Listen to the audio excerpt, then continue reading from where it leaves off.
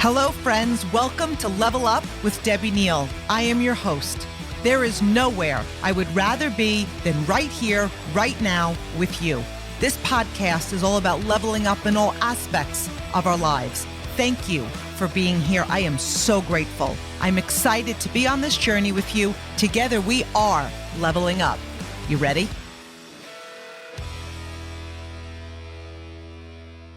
Hey friends, how are you? Welcome back. I am so fired up. You are here today. I'm also extra fired up because I just came back from my company's global training conference and my heart is on fire. But I'm fired up because this episode I feel is going to speak directly to the leader that is inside of you, like the leader that's inside of you, not necessarily your title, not your rank, not your position, but the leader. And so today we're talking about something every great organization, every great team, every high performing team, and every single movement needs a lighthouse leader. And so when we think about a lighthouse leader, it's the kind of leader who stands strong when things get stormy. You know, I've been building my business. It'll be 20 years next month. There's been quite a few storms in 20 years. And so I want you to understand that whenever you start a business, do something outside the box, level up your life, there is going to be storms. And our ultimate goal is to become the lighthouse. Our goal is to become the kind of leader who shines so clearly that other people can find their direction. That's when I think about a legacy that I want to create. I want people in my industry, in my company, in leadership in general, is that they look and be like, let me look to Debbie Neal. Like, I want to see the light. I want to see the vision. I want to get past this obstacle. I want to get past this insecurity. I want to get past this storm. So you want to be that light that's just shining positivity and vision. Our goal is to be the kind of leader who doesn't chase people, but becomes so powerful in vision that people want to follow you. And when I say something like that, I'm not talking about arrogance. I'm just talking about like that energy, that vision is contagious. So the title of today's episode is Lead Like a Lighthouse and Becoming the Vision Everyone Follows. And if you really lean into this message, it will change how you show up. It will change how you lead your team and how you build momentum in your business as well as your life. Because here's the truth. People don't follow pressure. People don't want to be forced to do something. People don't follow hype. Honestly, sometimes we think like, oh, I'm going to be the hype girl. People don't follow hype. They follow clarity. Somebody who's clear, somebody who knows the way, who goes the way. They follow certainty and they follow conviction. They follow the lighthouse. So when we're talking about this, what is the lighthouse principle? So I want you to picture a lighthouse. It doesn't run around trying to save all these ships, okay? It doesn't panic during storms. It doesn't scream into the darkness. That lighthouse, it stands. It's grounded. It's certain. It's unshakable. And because it stands firm, its light guides everyone around it. And that's leadership. And so many leaders get this backwards. So they try to beg people to stay motivated. They push people who lack drive. They attempt to convince people to believe and drag people toward the vision. But powerful leadership, it's not about chasing, friends. It's about becoming so clear. It's about becoming so convicted and so consistent that people are naturally drawn to your light. And when storms hit, and they will, your team watches you. They're not listening to what you say. They're studying how you stand. Are you steady? Are you emotional? Are you confident? Are you constantly doubting? Are you calm or are you chaotic? Because your posture is in the storm determines your team's confidence in the mission. Like, what is your mission? Where are you leading your team to? Lighthouse leaders, they understand that your team borrows belief from your certainty. If you flicker, like you're in, you're out, you're kind of dark, you're light, they will panic. If you shine steady, they're going to trust the path. And so when you think about clarity, being clear on where you're going, clear on where you're leading, clear on what you're creating, clarity creates followers. And so let's talk about why people follow leaders. Like, why do they? You could have two people in the same company, same products, same industry. Why does one person have more influence and more people following where they're going and other people don't? And it's not about charisma. It's not volume. Honestly, it's not even talent. It's clarity. Most teams struggle because the leader is unclear. Like, oh, today we're really having a great day because something great happened or somebody said yes to me, or like it's conditional clarity, right? So most teams struggle because the leader isn't clear. A leader has maybe an unclear vision. You know, people have said to me, do I really need to cast my vision? Yeah, if you want to build your team. I mean, think about it. Every great sports organization, every movement, what does the leader do? Constantly cast the vision of where they're going. So most teams struggle also because a leader has unclear standards. Is maintaining a standard to you? Is work consistency a standard to you? Is excellence a standard to you? Is growing your business a standard to you? Or is it not? There's unclear standards. There's unclear expectations. Like, do you expect your team to plug into things? Do you expect, like, it, again, you can't demand this, but it goes to expectations and unclear direction. And you know what confusion does? It kills momentum. Imagine you're boarding a ship and the captain says, hey guys, welcome aboard.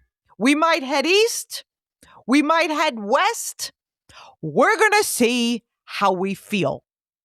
Friends, a lot of leaders might not use those words, but their actions are using those words. So what happens in energy like that, in leadership like that, no one relaxes, no one trusts, no one commits. But when a leader says, this is where we are going, this is why it matters, this is how we will get there, people exhale. They're like, yeah, they've got it, he's got it, she's got it. They lock in and they move. So what clarity is, it's calming. Clarity builds confidence. Clarity multiplies action. And you can't fake clarity. Like, I've coached people and they're like, no, my team doesn't know I'm feeling this way. I don't use these words with my team. You don't need to use those words with your team. They feel you. They understand clarity and leadership. So lighthouse leaders are decisive. They don't waffle. They don't constantly pivot emotionally. Like, this is something, it might sound harsh, but sometimes I will hear people say like, I'm a leader, but then I also need to take a step back. I need to relax. I need to gather myself. No. You enrolled people in a vision. You enrolled people in a team and a company and a mission. Like, you have to stay consistent in your emotions. And again, it's not meant to sound heartless. Life will always life. The alternative to life not lifing is not life, right? So you don't want to crowdsource every single decision. Listen, they lean, they learn. But when it's time to move, lighthouse leaders, they move. And that's decisiveness. And that decisiveness becomes magnetic. Your team doesn't need you to be perfect, but they do need you to be certain. So I'm going to ask you a hypothetical question. Are you certain in your leadership? And that doesn't mean you know everything. No. I remember when I started my business, it'll be 20 years next month. I wasn't certain in my ability, but I was certain in my commitment. I was certain that I was leading my team to the top. I was certain that no matter what storms came, I was going to grow resilience and grow through them. And then what happens when you're convicted? I was convicted in my decision. My decision wasn't going to be determined by who said yes, who joined me, who quit. That conviction creates clarity. So, and here's the thing about conviction. It's contagious. You can't fake conviction. Your team feels it. Your prospects feel it. Your organization feels it. Conviction shows up in your posture. Like, you know if somebody's convicted. It shows up in your voice, in your consistency. Anyone can put a goal out there, but how convicted are you when you're off target? How convicted are you when you set a goal and don't hit it? And then how convicted are you when you hit the goal to keep on growing, right? So conviction shows up in your voice, in your consistency, in your standards. It's the difference between I really hope this works. Oh, in this verse, this is going to work. Like, I'm in, let's roll. So lighthouse leaders believe before evidence appears. They don't wait for results to validate their vision. They validate the vision with their belief, and belief is transferable. Leadership is a transfer of belief. So are you transferring conviction to the people around you, clarity, vision, or doubt, insecurity? Think about the most powerful leaders that you've ever followed. You didn't follow them because they had all the answers. You followed them because they believed deeply. They stood firmly. They didn't fold under pressure, and they made you feel certain about the future. And my friends, that's conviction. And conviction spreads faster than fear. When you walk into a room with certainty, doubt loses oxygen. And consistency, okay, which is so powerful in a lighthouse leader, that builds trust. So here's where many leaders lose influence. They're intense sometimes. They're positive sometimes. They're disciplined sometimes. They're present sometimes. But lighthouses don't turn off when they're tired. They don't shine only when it's convenient. They are consistent, and consistency builds trust. Your team needs to know you'll show up on hard days. You'll stay steady in the storms. You won't disappear if results dip. You won't panic when pressure rises, because inconsistent leaders create anxious teams. But consistent leaders create confident teams. And consistency says, you can count on me. And when people know they can count on you, they will follow your vision. Here's another thing about lighthouses. They don't compete with ships. And I want you to understand this, friends. This is pretty powerful. Lighthouses don't chase ships. They don't compare themselves to ships. They don't try to become ships. They stay in their position and they shine. And some leaders lose influence because they start competing with the very people they're meant to guide. They get insecure. They compare ranks. They chase recognition. They lead from ego. But ego-driven leadership creates distance, and service-driven leadership creates loyalty. So lighthouse leaders ask, how can I illuminate the path for others? Not how can I outshine everyone? And ironically, the leaders who focus on service, they shine the longest. So we're talking about a lighthouse leader. How do we become a lighthouse leader? And I want to make this practical for you. And so here's how you become the vision everyone follows. Friends, leadership is a process. It's not like you're going to wake up one day, boom, and you're going to be a lighthouse leader. So it's building these habits and these strengths. So number one, strengthen your foundation. Lighthouses are built on a rock, not sand. Your foundation is your character, your values, and your standards. If you compromise easily, you will wobble easily. 2026 is the year you launch your business, the year you transform into an entrepreneur, founder, boss. One powerful move puts the future firmly in your hands. Starting a business with Shopify. Maybe you've got an idea you can't shake, a craft everyone tells you to sell, a store you've already designed in your head. With Shopify, 2026 is when you finally make it happen. Shopify gives you everything you need to sell online and in person. Millions of entrepreneurs have already made this leap, from household names to first-time business owners just getting started. Shopify gives you all the tools to easily build your dream store. Choose from hundreds of beautiful templates that you can customize to match your brand. Marketing is built in too. Create email and social campaigns that reach customers wherever they scroll. As you grow, Shopify grows with you. Handle more orders, expand to new markets, and do it all from the same dashboard. In 2026, stop waiting and start selling with Shopify. Sign up for your $1 per month trial and start selling today at shopify.com/levelup. Go to shopify.com/levelup. That's shopify.com/levelup. Hear your first this new year with Shopify by your side. And so a weak foundation shows up as people-pleasing, inconsistency, emotional decision-making, and chasing approval. And a strong foundation, you know what that looks like? It looks like doing what's right, even when it's unpopular.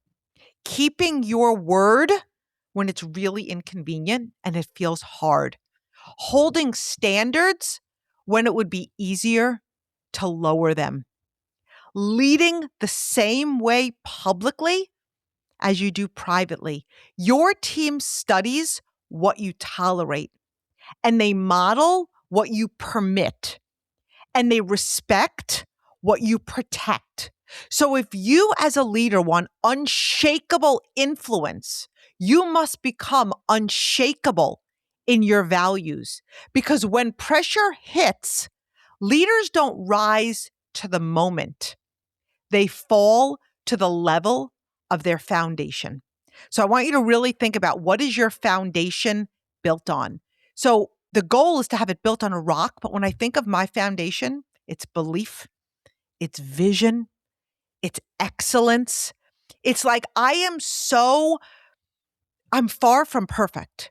And I've had times where my business has gone up and down. Like, everything that goes up must come down at some point, and everything that's down will come up. So I've had the dips in my business. But here's the great thing. Because of the consistency, they've never been gigantic dips. But the rock of the foundation first is Jesus, first and foremost. But when we're talking about the business rock, I'm not willing to compromise my standards or my level of belief or my vision for anything. So number 2, elevate your vision. And so what happens when we don't continue to elevate our vision, we might start to see like small thinkers, or start to have a vision of low performers. And so small vision attracts small commitment. So if you have a small vision, you're going to attract people that are not really committed. They're not hungry. They're not going to chase excellence. They're not going to show up. Small vision, I just came up with that. And it's really good. Small vision attracts small commitment. Big vision inspires bold action. And people want to be part of something meaningful. So if your vision is only about hitting the next rank, like you're all in, so you try to hit the rank, and then if it doesn't happen, it's like, is so-and-so okay? Are they all right? Are they still building the business? Is that what your vision was based on?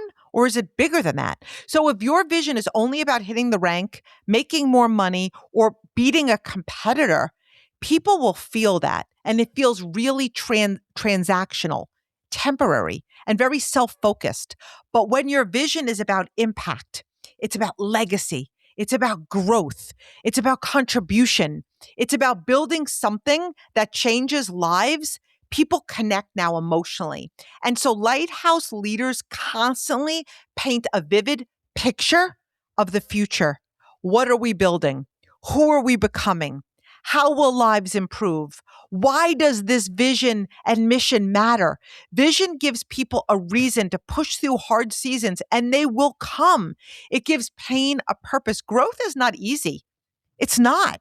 Okay. It gives effort meaning. And here's the key: repeat the vision constantly, over and over and over and over. Leaders get tired of saying it long before teams get tired of hearing it. Repetition builds belief. Belief builds action, and action builds momentum. So, number 3, protect your light. I talk about this all the time. I protect my vision like it's worth billions of dollars. I will not have small conversations. I don't get involved in negativity. I don't want to see through somebody's eyes who says my business doesn't work. I don't want to see through somebody's eyes who felt quitting was easier than growing. No, thank you. I'm good. You ever hear that thing? Don't take advice from anybody more messed up than you. You want to protect your light and protect your vision because your energy is leadership currency. So guard it. Negativity dims it. Drama drains it. Distraction weakens it. You cannot be a lighthouse if your light is constantly flickering. I'm in, I'm out, I'm in, I'm out. I'm listening to this one. I'm looking at that one. Leaders lose influence when they enter every argument, when they absorb everyone's emotions, when they gossip with the team, when they spiral when challenges appear. Emotional leakage weakens leadership presence. And so you protecting your light, what does that mean? It means setting boundaries with negative people, limiting exposure to drama. So mine is like just obsolete. I won't do it. Fueling your mind with growth, taking care of your physical energy, choosing response over reaction. Your team doesn't need you to feel everything. They need you to lead through anything. Calm energy creates psychological safety, and steady energy builds team confidence. Strong energy multiplies and grows momentum. You set the emotional thermostat for your entire organization. Number 4, stand still in storms. And I'm not saying like don't take action, right? Like you always want to be in action. But when I say stand still, it's just that calmness. Emotional control is leadership power. Panic spreads and calm multiplies. Storms reveal leadership maturity. And anyone can lead when things are easy. Anyone can. But pressure exposes cracks. I mean, how often do I say to people, there's a crack in your belief?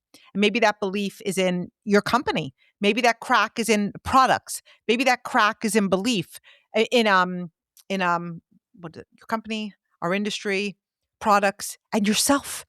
And you want to fill that crack.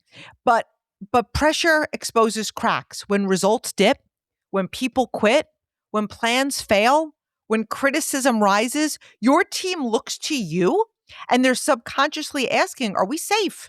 Are we okay? Is the vision still secure? Should we worry? And if you steady yourself, they steady themselves. Okay? Standing still doesn't mean doing nothing.